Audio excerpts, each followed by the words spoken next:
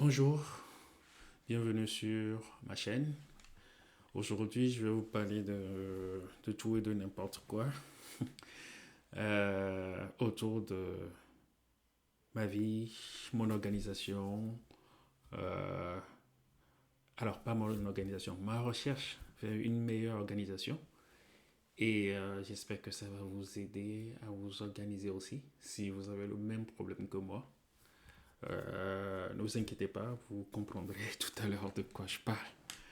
Donc ça, c'est moi. Euh, alors, ça c'est moi, JKG, James Kokou Daglo. Pourquoi est-ce que je suis en train de parler de ma vie et de mon organisation? Je suis un salarié, ok, dans l'IT. Donc je fais des trucs de dev, de trucs d'ops et tout, DevOps. Bon, bref, c'est pas le sujet de la vidéo. Et en plus de ça, je suis père de famille. Pourquoi père de famille c'est important à souligner? Parce que en Afrique, c'est plus simple. C'est facile d'avoir de l'aide et tout. Les grands-mères, les grands-pères, comment ça s'appelle, les nounous, les ménagers et tout. En Occident, c'est pas pareil. On peut dire que vous êtes livré à vous-même. Vous gérez les enfants, le boulot, la maison, tout, tout, tout, tout, tout, tout, tout. Donc, ça, c'est un spoiler pour tous ceux qui sont devs et autres et qui ont l'ambition de venir en Occident. Préparez-vous mentalement et psychologiquement, vous allez être débordé par ici. Ok, bah, j'aime aussi de la musique, je fais de la guitare, j'apprends, j'ai plein de choses à apprendre. Ok, j'aime aussi bricoler, surtout l'IoT.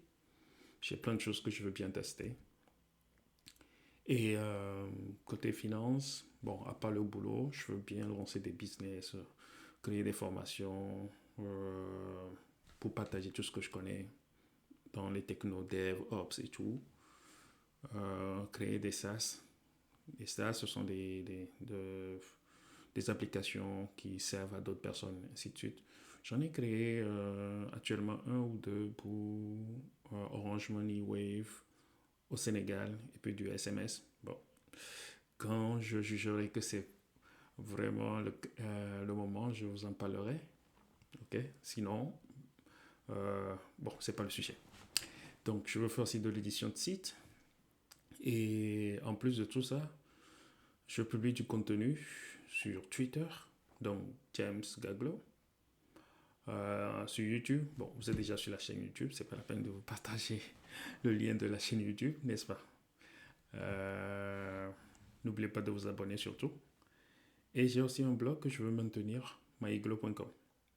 Ok. En plus de ça, ayant quitté l'Afrique et être parti en Occident, a fait que j'ai traversé plein de choses. Je me suis adapté à plein de choses. J'ai acquis de nouvelles expériences que j'ai mis dans un livre que j'ai publié sur Amazon et ainsi de suite. Je vous mettrai le lien de tout ça en description. Et l'idée de ce livre, c'est que je le mette à jour chaque fois quand j'ai de nouvelles expériences, ainsi de suite. Donc, ça demande du boulot aussi. Et il y a d'autres e-books que j'aimerais bien créer. Voilà le contexte. Tout ça nous amène à notre sujet. Le sujet, c'est quoi? Avec tout ce que je viens de vous montrer, ça fait plein de choses à gérer et à organiser. Alors que j'ai pas le temps, comme je viens de le dire, juste faire son boulot d'employé, son boulot de père de famille, bah, ça bouffe tout le temps. Il n'y a plus rien à faire. Du coup, les plaisirs, les loisirs, les bricolages, les business, tous ces trucs, ça se fait assez difficilement. J'arrive difficilement à les faire. Et entre-temps, en tant qu'informaticien, il faut que j'apprenne de nouvelles compétences ou bien que j'évolue sur des technos. Donc tout ça, ça devient compliqué à gérer. Donc vous voyez un peu, ça fait plein de choses à gérer et c'est n'importe quoi. Du coup, ouais, donc c'est ça le problème principal. Ok, il faut que je puisse gérer tout ça, les organiser, parce que c'est juste tout important. Bon, je peux facilement aussi aller au boulot, venir gérer la famille, dormir, mais c'est pas dans ma nature. J'aime bien bricoler, faire de la guitare, ainsi de suite. Donc, il faut que je m'organise. OK? Je suis informaticien, il faut que j'acquière de nouvelles compétences, tester des choses, du Go, du Kubernetes, du Azure, ainsi de suite. Pour me cultiver aussi, il faut que je lise des livres. Et tout ça, il faut que je les partage.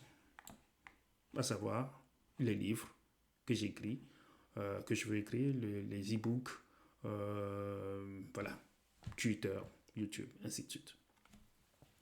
Alors, pour faire tout ça, j'ai des notes un peu partout, comme tout le monde, sur du Google Apps, donc Doc Sheet, présentation. J'ai fait des présentations, j'ai fait des vidéos où j'ai des PowerPoint sur mon Drive.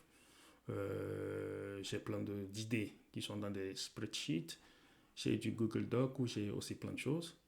Et après, j'ai aussi Evernote avec lequel j'avais commencé à bosser qui me permettait d'avoir mes notes en local, sur ma machine, sur mon téléphone, tous ces genres de choses pour ne pas les perdre. Et ensuite, j'ai découvert Notion qui est pas mal. C'est assez sympa. Ça permet d'organiser, ça permet de faire plein de choses. C'est assez sympa, Notion. Après avoir découvert Notion, euh, ça me place aussi le contexte. Donc, tout ce que je lis, tout ce que je trouve sur Internet, je le mets sur Notion. Je sauvegarde même des tweets qui m'intéressent dans Notion. Ça, c'est cool. Tout ça, c'est avant 2024. Début 2024, malgré mon manque de temps, je continue à lire. Et 2024, j'étais, disons, focus sur les graphes. Donc voilà les 2 livres que j'ai achetés. Je vous les mettrai en description dans la description de la vidéo pour que vous puissiez, si vous êtes intéressé, aller voir ces livres. Et je me disais que tout ce que je suis en train d'apprendre, il faut que je les note. Ça, ouais. Bon, c'est pas vraiment ça. Mais le lien, c'est que, voilà. Le lien, c'est que en lisant ces livres, je suis tombé sur un tweet de Mehdi, ok, qui parlait d'un développeur qui savait tout. Ça m'a intrigué. Je suis parti lire l'article. Donc, je vais vous mettre aussi le lien de l'article en description. Vous pouvez aller voir si vous êtes intéressé aussi. Je vous le récapitule. Qu'est-ce qu'il dit? Lui, il est au Canada. Il est rentré dans une nouvelle boîte. Et il y avait un collègue, ok, qui paraissait tout connaître. C'est fascinant, n'est-ce pas? Oui. Si on fait une comparaison, moi, je suis en train d'essayer d'apprendre de nouvelles compétences, de stocker celles que j'ai, de tester celles que j'ai, et voilà quelqu'un qui paraît tout connaître. Donc ça m'intrigue déjà.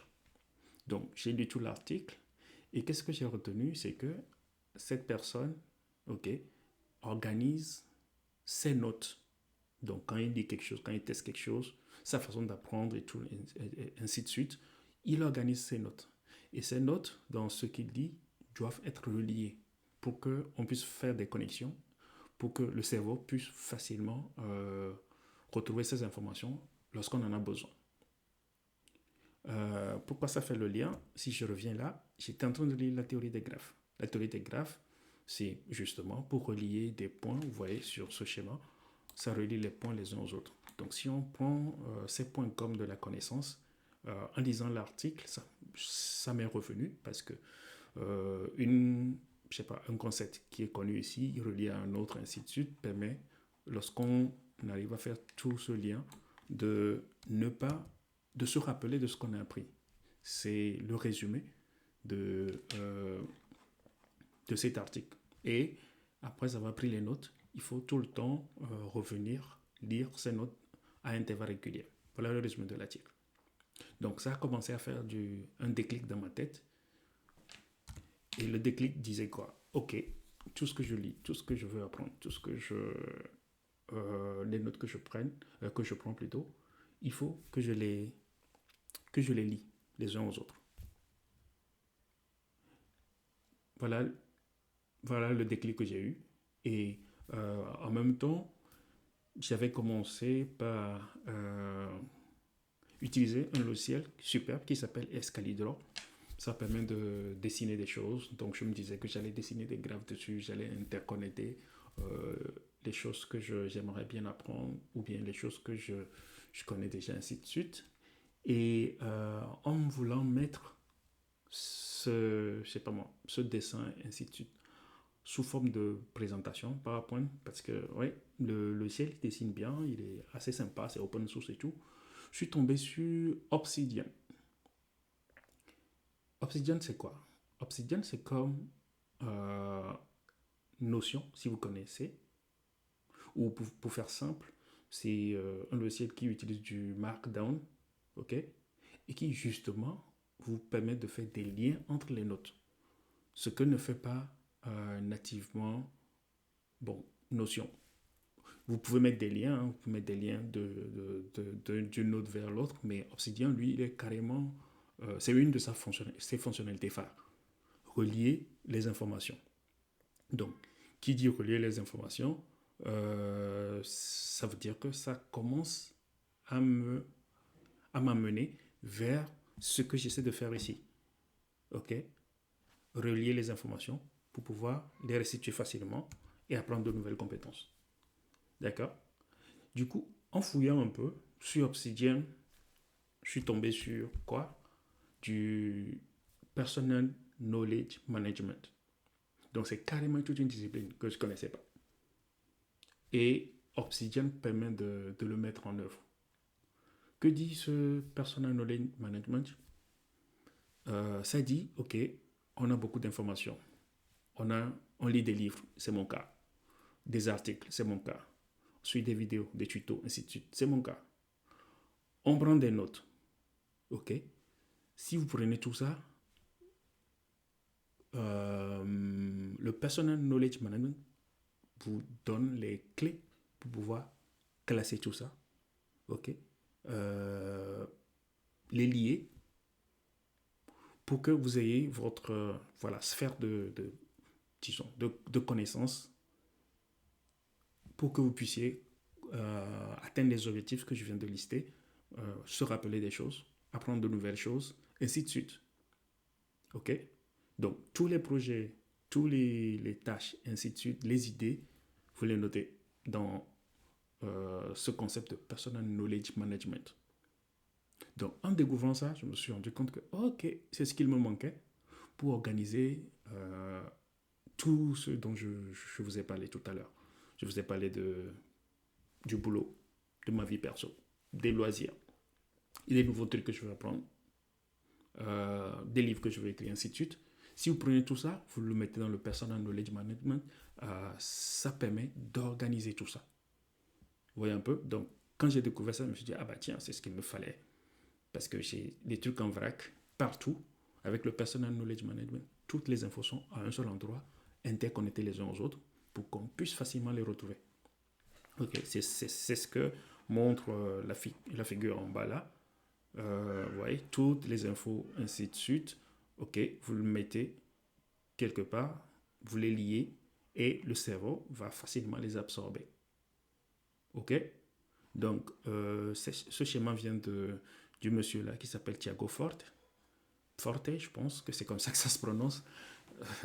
Et ce monsieur, il a écrit un livre qui s'appelle Second Brain. En français, ça dira un second cerveau. Donc pour lui, le fait de gérer toutes ces informations, on peut les mettre de côté au lieu de les avoir en tête comme moi qui tout le temps réfléchis à plein mille et une choses en même temps. Le mettre, voilà, noter ça, les lier grâce au Personal Knowledge Management et ça devient un second cerveau et on décharge notre cerveau. Ok, vous allez me dire, oh, si on note tout, bon, il y a des théories qui disent si on note tout, ainsi de suite, ça va nous rendre fainéants, on va plus beaucoup réfléchir, ainsi de suite. Ici, c'est pas le but. Le but, c'est de noter les choses, de les lier, revenir, si c'est des choses à apprendre, de venir les apprendre. Si c'est des choses qu'on veut juste traquer, ben, les noter pour qu'on on ne les perde pas. Voilà. Comme dans mon cas, aller sur Notion, aller sur Google Drive, trouver les infos, ben, ça fait dispersion. Vous voyez un peu. Donc, le second brain, c'est OK, créer un second cerveau, son second cerveau, avec les outils numériques, justement, pour libérer son cerveau. Et voilà, dans le but d'apprendre de nouvelles choses, dans le but de... comment ça s'appelle? De l'organiser. Voilà, pour faire simple. OK? Du personal knowledge management, j'ai vu qu'il y avait beaucoup de méthodes pour faire la chose. Donc, il y en a tellement, je vous les ai mis là. OK? Il y a la méthode PARA, c'est celui de Tiago Forte. OK? D'ailleurs, voilà son livre de Second Brain. Je vous mettrai le lien en description si vous voulez aller sur Amazon l'acheter. N'hésitez pas. Il y a cette méthode que je ne saurais prononcer. Je vous épargne la prononciation. OK. Il y a le GTD pour du Getting Things Done. Voilà, faire la chose. Celui-là, c'est la méthode ZTD, Zen Thing Done. Celui-là, apparemment, c'est un père de famille qui, comme moi, est overbooké partout, et ainsi de suite. Il a pris ça, il a simplifié à sa sauce. Donc, je dois aller le lire pour voir, comme je suis dans sa situation, est-ce que je peux l'utiliser. Les gens disent que c'est très light, mais bon, il faut que j'aille regarder. J'ai vu ça aussi, méthode Space et Map of Content. Ça m'intéresse un peu parce que comme j'ai beaucoup de domaines que je veux gérer, genre la vie privée, loisirs, boulot, ainsi de suite, ça fait des spaces. Maintenant, les contenus, bon, on les mappe, on les lit, ainsi de suite, pour que ça soit, ça forme un réseau de neurones. Voilà. Bon, un réseau, de façon générale. Il y a aussi la méthode d'Access. Donc, les trois là, je me suis promis d'aller les regarder. Je me suis dit que ça sera sympa pour moi, avec les spaces. Ça aussi, je dois aller voir. Donc, le but de tout ça, c'est comment prendre des notes et les organiser de façon efficace. Ça, c'est le but. Maintenant, une fois qu'on finit de prendre les notes, n'oubliez pas le but, c'est d'apprendre de nouvelles choses et de faire les choses liées au projet que je veux réaliser. Donc, la seconde étape, après avoir pris les notes en utilisant une de ces méthodes, okay, c'est de maintenant passer à l'action. Si on passe à l'action ici, on devient comme le monsieur de l'article qui paraît tout connaître. Il ne connaît pas tout, c'est juste qu'il révise ses notes, ainsi de suite. Il arrive à facilement retrouver ce qu'il cherche dans sa mémoire. Et pour ce faire, il y a plein de... Il y a une étude dessus, vous voyez un peu ça, la façon d'apprendre. Et dans cet article scientifique, vous pouvez voir que il y a plein de concepts qui reviennent, comme le space repetition. Donc, une fois que les notes sont prises de façon correcte, il faut les réviser. Voilà, il faut les réviser. OK. Pas lire tout le temps les notes, mais des fois, se fait des questions-réponses, comme on avait l'habitude de le faire, des cartes. Tu mets la question, tu tournes, et après, tu te poses la question, ou bien un collègue, un ami. À l'université, c'est des choses qu'on faisait. Donner un camarade de te poser la question pour voir si tu t'en rappelles. C'est exactement le même principe. Donc, lorsqu'on le fait de façon répétitive, ben, on arrive à nous rappeler des choses. Bon, il y a un petit exemple où je me dis que c'est ce concept aussi qui est en place. Sur la Télé France 2, il y a une émission N'oublie pas les paroles.